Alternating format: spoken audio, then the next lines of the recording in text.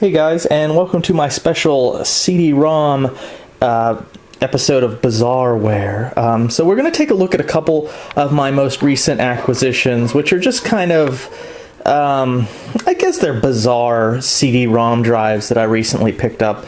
Neither of these are very rare.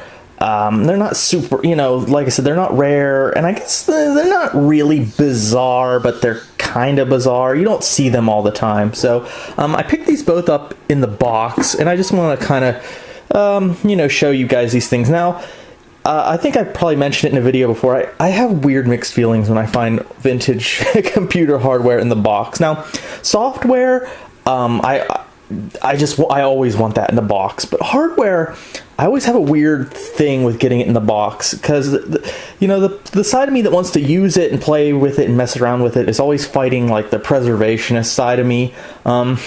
So like an example, like one of these CD drives.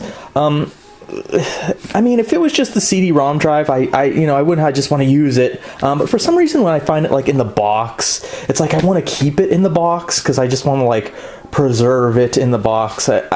I don't know. It's weird. I just don't like, okay, let's say I take it out and I'm using it, and it's practical too. Like, then what am I going to do with this stupid box? Like this box, it's not huge, but it takes up room. So like, I have the CD-ROM, I took it out, I've installed it in the computer, and I'm using it. And I will probably continue to use it till it dies in that computer. So it's like, then I have this stupid box, and like, well, the practical side of me is just like, it's taking up room, just throw it out. And then the preservationist side of me is like, how many of these old 90s vintage CD-ROM computer boxes still exist? Like, it feels wrong to throw it out. So it's like, do I keep the stupid empty box sitting on a shelf taking up space, where obviously I don't have a lot of space left gathering dust, or do I just throw it away? So it's like that with everything. Like, I just hate finding old computers in the box. You would think, yes, my hands are dirty, I was working. I just haven't washed them yet. I just got off work. Anyways, so yeah, I hate finding hardware in the box. I know that sounds weird, and I don't care about resale value because I'm not really a reseller. If I lose interest in something, or I just have too much stuff, or yes, I do sell things from time to time, but like when I buy something, like what it's gonna make me in a resale value is like the lowest thing on my thoughts. So I don't really take that into consideration. But yeah, these were kind of cool, and the price was right at a swap meet, and they're in the box.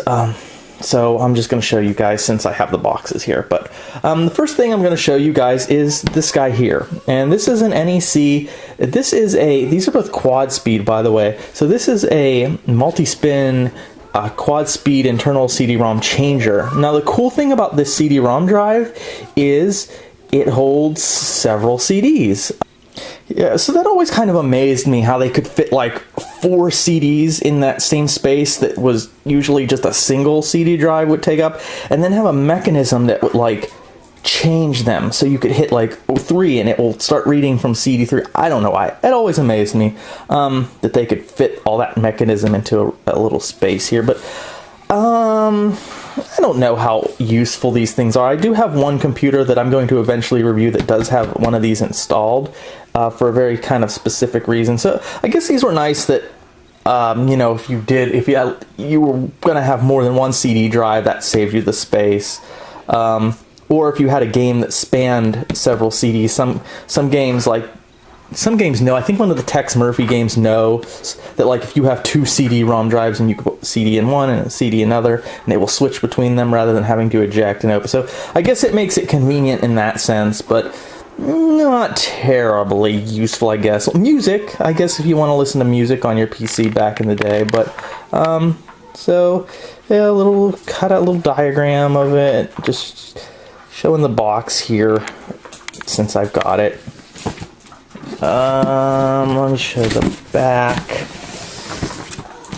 Easy access to 4 CDs. Now, also keep in mind there were ones that actually were even more than 4. I think there was a 5, maybe even a 6 CD PC CD-ROM changer that had like 6 CDs, or maybe it was 5 or 6. But yeah, there were ones that did more than 4. Just nothing too. Marco CD-ROM and blah blah necessary for Windows 3.1 or 95. Yeah, I mean, not too cool, spectacular. I will open it up. And actually, I haven't opened this. For all I know, there's a brick inside here. So I'll open this up and we'll take a look. Okay, so if you guys hear weird outside sounds, that's the neighbor's kids outside being loud. Okay, so this isn't new old stock because, like, this is open, but it looks like everything's here. I think this is the drivers. Yeah, see, this is open. I don't know if this was ever used. Maybe they just opened it up. But it's like, a lot of crap in here. All this stuff. Really? Is this really VHS tape?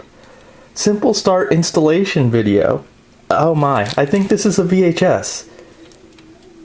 I've never seen that in like a CD-ROM drive thing before, like a VHS to teach you how to install it. I mean, that's kind of cool, but that's, wow, strange. This is this is like a card, like a CD-ROM controller card.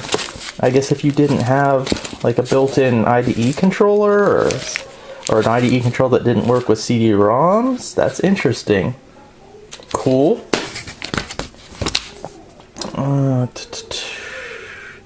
Yeah, EIDE interface card. I didn't realize that came with it. That's handy. Let's see. And then here's the drive. It doesn't really look like it's been used. Okay, so here it is. Out of the box. It looks new. I think someone's been in this box and opened it just to poke around, but I get the feeling this drive was never used. So, I mean, it's a standard CD-ROM drive. It might be a little bit longer. There's your buttons to pick. So, I mean, looking at it, it's nothing really special. It's a little, it feels a little heavier than a regular drive, which makes sense. So, nothing too exciting, but yeah, I guess that was like an unboxing of this thing. I don't know, is that a first for the NEC multi-spin 4x4 CD-ROM drive on YouTube? I don't know. Okay, so let's take a look at the other one that's just a little bit more interesting, at least to me.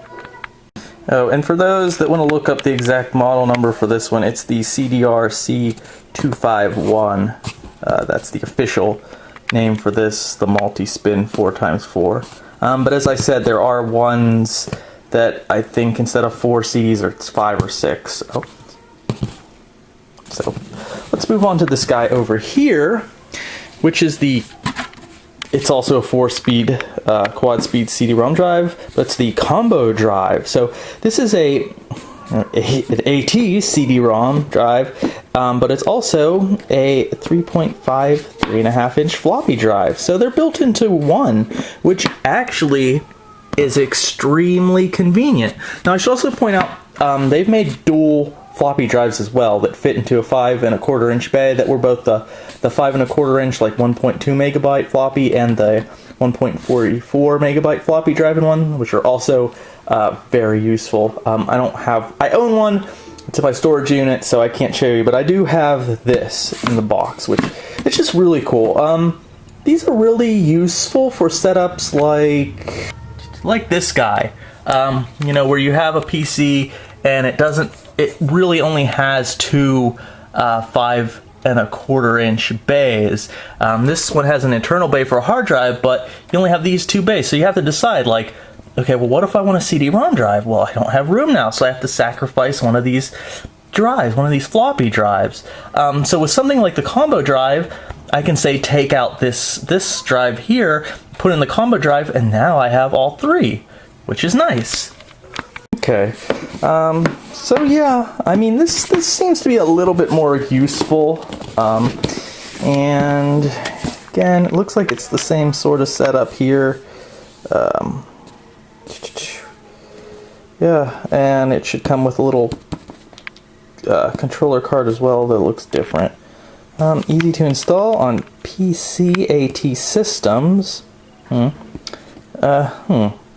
if that... Yeah, that'd be weird installing this into like a 5150. I mean, I know those kind of things can be done, I think, but I don't think it doesn't look like an 8-bit card. Let's see.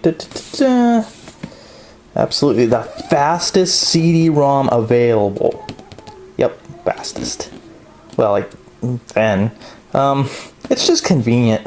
Supports 720 and 144. Sound Blaster plug and play compatible. And I mean, that's as bit saves a bay. So let's open it up and take a look.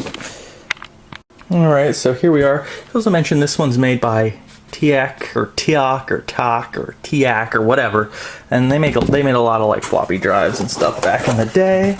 So we got this was on top, and here we have our controller card, and this one might be new old stock. I don't know. It's hard to tell. We have our controller card in this one.